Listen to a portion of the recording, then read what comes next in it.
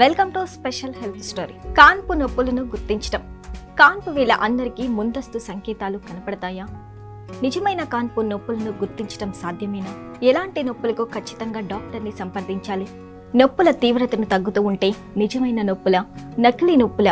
ఇవన్నీ గర్భిణికి ఎదురయ్యే ప్రశ్నలే. గర్భధారణ ఎంత ఆనందం కలిగించే విషయమో, నెలలు నిండే కొద్దీ పురిటి నొప్పుల గురించి ఆలోచించి భయపడటము అంతే సహజం. అందుకే గర్భిణికి తగిన సమాచారం ఉంటే అవగాహన పెరుగుతుంది. సాధారణంగా వచ్చే అనుమానాలన్నీ నివృత్తి కావటంతో పాటు అనవసర భయాలు పోతాయి. ఏవి మామూలు నొప్పులో, ఏవి కాన్పు నొప్పులో గుర్తించగలిగే సామర్థ్యం వస్తుంది. అలా నిజమైన నొప్పుల సమయంలో ఆసుపత్రికి వెళ్ళటం కుదురుతుంది. నొప్పి తీరును బట్టి ఆసుపత్రికి వెళ్ళాలి కాబట్టి కాన్పు లక్షణాలను గుర్తించడం, నిర్ధారించుకోవటం, డాక్టర్ను సంప్రదించడం, పాటించవలసిన జాగ్రత్తలు తదితర అంశాల మీద డాక్టర్లు ఇచ్చే సలహాల గురించి తెలుసుకుందాం. కాన్పు దగ్గరవ్వగానే కొంతమందికి కొద్దిపాటి నొప్పుల ఆనవాళ్లు కనపడతాయి.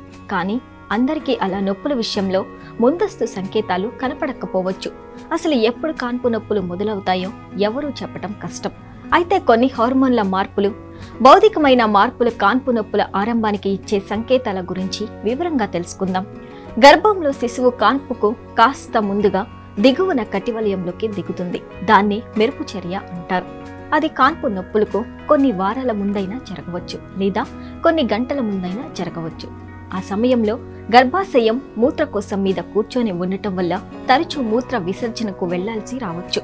గర్భధారణలో కటివలయం దగ్గర పేరుకున్న జిగట పదార్థం తీగల్లాగా బయటకు రావటం మొదలవుతుంది. కాస్త రక్తం కలిసి గులాబీ రంగులో ఉంటుంది. అలా జరిగిందంటే 2 వారాల్లోగా కాన్పు జరుగుతుందనే సంకేతం వచ్చినట్టే. కాన్పు నొప్పులతో సంకోచ వ్యాకోచాలు మొదలైతే పొత్తి కడుపు గట్టిగా తయారవుతుంది. కానీ సంకోచాల మధ్య గర్భాశయం రిలాక్స్ కావటం వల్ల పొత్తి కడుపు మెత్తబడుతుంది. ఈ సంకోచ వ్యాకోచాలు ఒక్కో గర్భిణికి ఒక్కో రకంగా ఉంటాయి. అంతేకాదు, ఒకే గర్భిణికి 2 కాన్పుల్లోనూ 2 రకాలుగా ఉండవచ్చు. కానీ కాన్పు నొప్పుల వల్ల పొత్తి కడుపులో కాస్త ఇబ్బందిగా ఉంటుంది. వెన్నునొప్పి కూడా ఉంటుంది. కటివలయంలో ఒత్తిడి పెరుగుతుంది. సంకోచ వ్యాకోచాలు ఒక అలలాగా గర్భాశయం పైనుంచి దిగువ దాకా కదులుతాయి. నకిలీ కాన్పు నొప్పులైతే కూర్చున్న స్థితి మార్చినప్పుడు ఆగిపోతాయి. కానీ నిజమైన నొప్పులతో అలాంటి ఊరట ఉండదు. 2 సంకోచాల మధ్య మాత్రమే కాసేపు తగ్గవచ్చు. నకిలీ కాన్పు నొప్పులు 6 నెలలకే రావటానికి అవకాశం ఉంది. కానీ ఎక్కువగా మాత్రం 7వ నెల తర్వాతనే వస్తాయి. ఒక రకంగా చెప్పాలంటే దేహం నిజమైన కాన్పుకు సిద్ధమయ్యేలా చేసేవి ఈ నకిలీ నొప్పులు. వీటి వలన పొత్తి కడుపు కాస్త బిగబట్టినట్టుంటుంది. కానీ నిజం నొప్పిలా అవి క్రమంగా పెరగవు. ఇంతకీ ఏవి నిజమైన నొప్పులో, ఏవి నకిలీ నొప్పులో అర్థం కావటం చాలా కష్టం. ఈ విషయంలో కొన్ని ప్రత్యేకమైన లక్షణాల ఆధారంగా మాత్రమే గుర్తించే అవకాశం ఉంటుంది. కాబట్టి గర్భిణీలందరూ వాటి గురించి తెలుసుకోవటం చాలా అవసరం. నొప్పి లక్షణం ఆధారంగా ఏది నకిలీ నొప్పి, ఏది అసలైన నొప్పి అనేది గుర్తించవచ్చు. నొప్పులు ఎంత తరచుగా వస్తాయో చూడటం మొదటి అప్రమత్తత.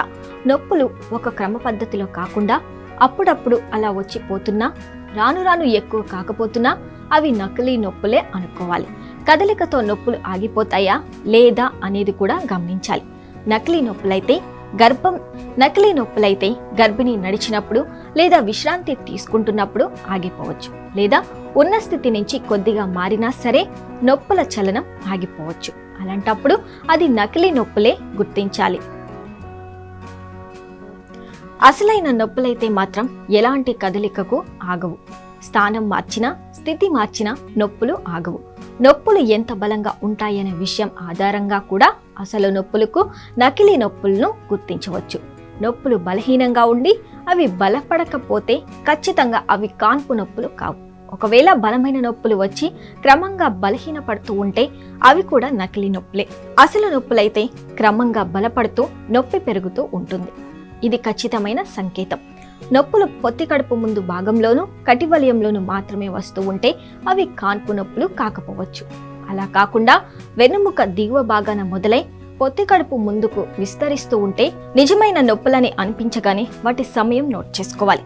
ఎప్పుడు మొదలై ఎప్పుడు ఆగిపోతున్నదో రాసుకోవాలి. స్వయంగా కుదరకపోతే ఎవరి చేతనైనా రాయించాలి. ఎంతసేపు నొప్పి ఉంటున్నది, రెండు నొప్పుల మధ్య ఎంత విరామం ఉన్నది నమోదు చేయాలి. ఒక మోస్తారు నొప్పులైతే వాటి మధ్య 15 నుంచి 20 నిమిషాల వ్యవధి ఉంటుంది. ఆ నొప్పి 60 నుంచి 90 సెకండ్ల పాటు ఉంటుంది. వాటి మధ్య వ్యవధి 5 నిమిషాలకు తగ్గేదాకా మరింత త్వరగా నొప్పులు వస్తుంటాయి. అంటే అవి నిజమైన నొప్పులుగా భావించి త్వరగా ఆసుపత్రికి చేరుకోవాలి.